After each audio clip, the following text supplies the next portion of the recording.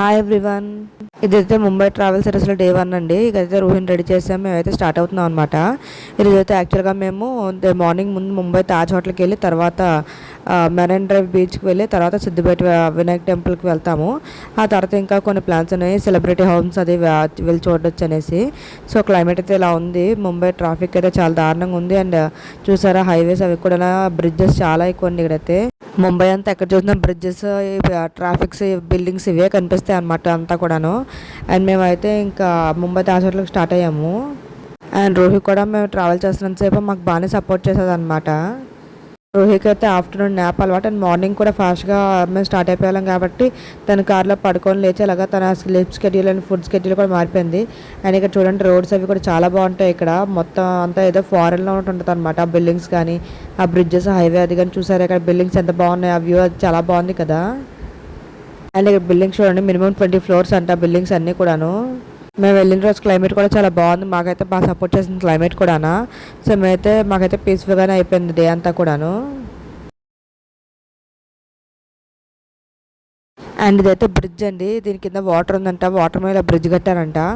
లోపల చూడండి మెయింటెనెన్స్ అది ఎంత బాగా చేస్తారో, లైటింగ్స్ కానీ ఎంత బాగుందో అసలు, నిజంగా ఫారెన్లో ఏదో బ్రిడ్జ్ కట్టినట్టుంది.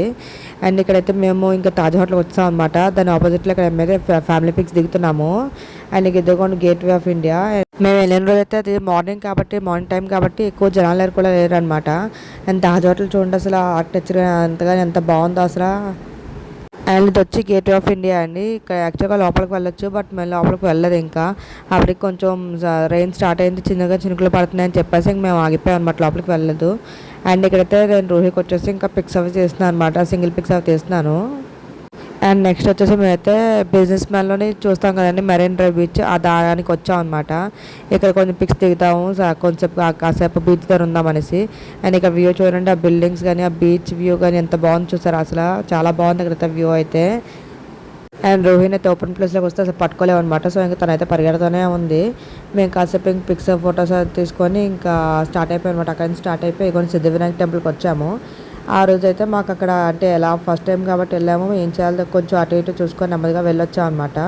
అండ్ ఇక్కడ చూసారా వినాయకుడి విగ్రహం చాలా బాగుంది, గోపురం కానీ ఆ లోపలంతా చాలా బాగుందనమాట.